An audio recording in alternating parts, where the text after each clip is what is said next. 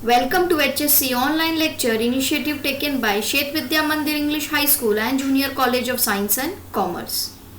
I am Ms. Ragini Singh, Assistant Lecturer of Biology, and today we are continuing with our new chapter Biodiversity, Conservation and Environmental Issues Part 2, and today's subtopic is Conservation of Biodiversity.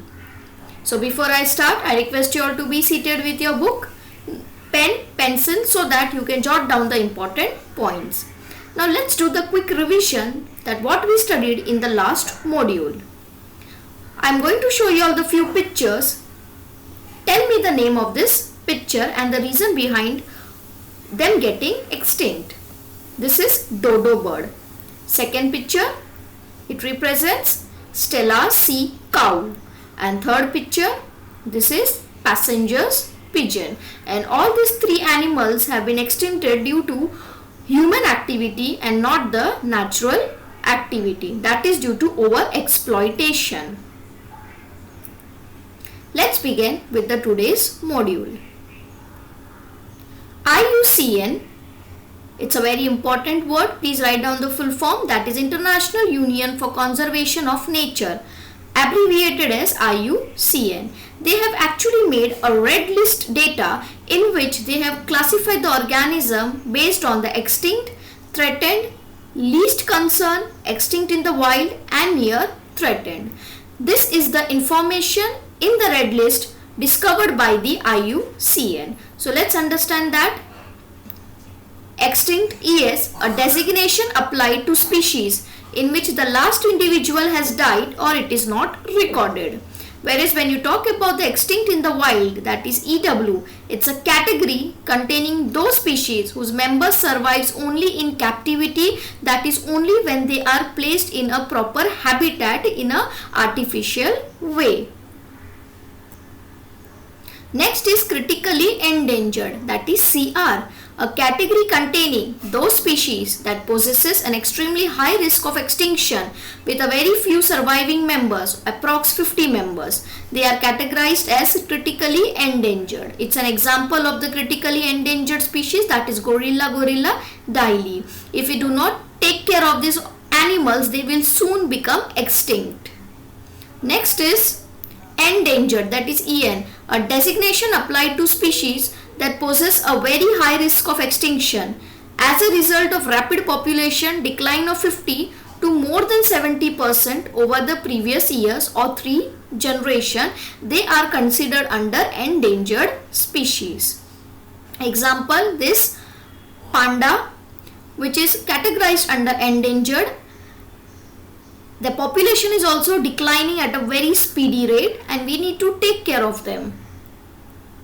Next is vulnerable species. Vulnerable, the species which is actually weak. It's a category containing those species that possesses a very high risk of extinction as a result of rapid population decline of 30 to more than 50% over the previous 10 years or 3 generations. Rhinoceros. Of course, rhinoceros, if you observe the physical structure, they are not weak, but due to human activity like cutting down of the forest or entering into their habitat has made them vulnerable and thus their population has declined. Near threatened, NT, a designation applied to species that are close to becoming threatened or may meet the criteria for threatened status in the near future. This is koala. Least concern, as the word itself means least concern, a category containing species that are pervasive and abundant after careful assessment. They are categorized as least concern. Data deficient, a condition applied to species in which the amount of available data related to its risk of extinction is lacking in some way. We do not have the available source or we do not have the available information related to this organism or the animals. They are being categorized as data deficient.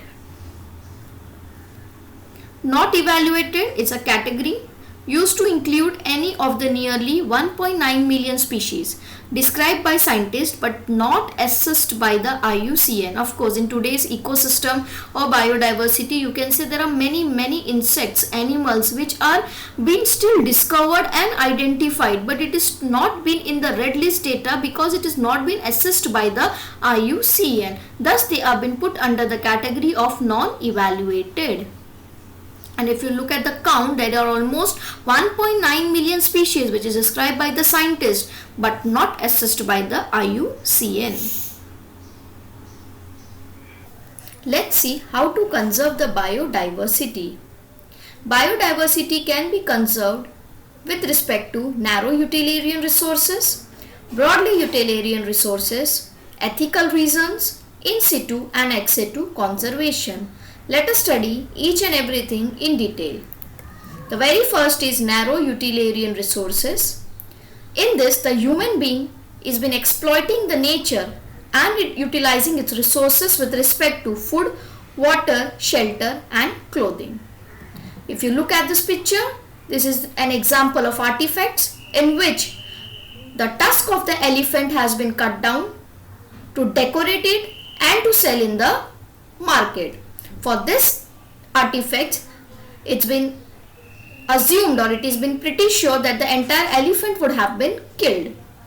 Third is in order to prepare the cosmetics and perfumes. So this explains narrow utilitarian resources. Next is broadly utilitarian resources.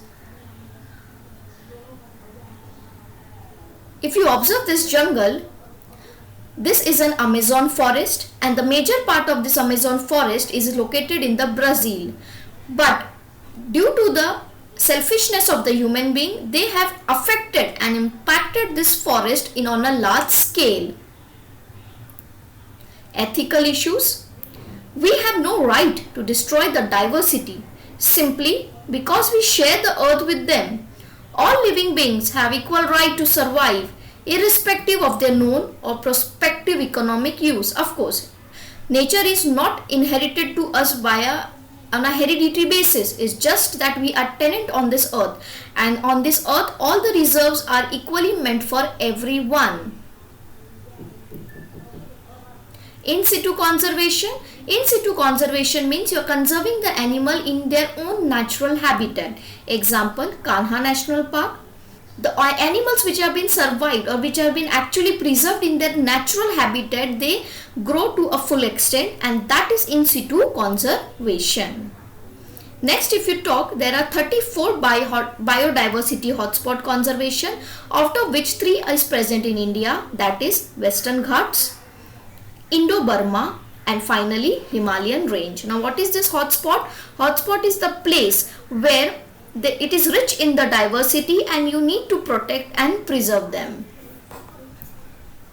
Next is ex situ conservation, that is you are preserving the animals outside the natural habitat but maintaining that environment. Look at this is a wildlife sanctuary park, zoological park and botanical garden. So this is not a natural one, but you have made that place with respect to the natural one so that the animals can survive. That is ex situ conservation. By now we have thus understood the immense importance of biodiversity and dire need to protect it. Sacred groves. Now what is the sacred grove? Sacred term itself means with respect to the gods. If you look at these trees, banyan tree, peepal, that is Ficus religiosa, and the tulsi, they are all considered to be very holy and they are being preserved and well protected in the name of the god. But everything has a scientific importance and the scientific reason. If you talk about this peepal and tulsi, they release oxygen at the night time. Thus it is very useful for the human activity. And the banyan tree, of course, it has got a lot of importance in the environment in addition to this peepal and the tulsi plant itself. Thus the entire forest or the plants preserved in the name of the god is termed as the sacred groves. I hope till now the module was very clear to you. Now it's the time to test your brain. Your first question, what does IUCN stands for? You can take your time. Pause the video, write down the answer and then check the answer. International Union for Conservation of Nature, that is the full form of IUCN. Next is, give 2 examples of ex situ conservation. Zoological parks and botanical gardens. And the third question is, what are sacred groves?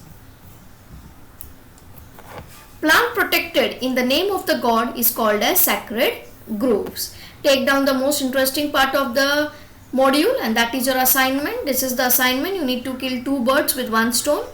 Just for fun it was. Your actual assignment is, collect information about Dr. Akira Miyawaki.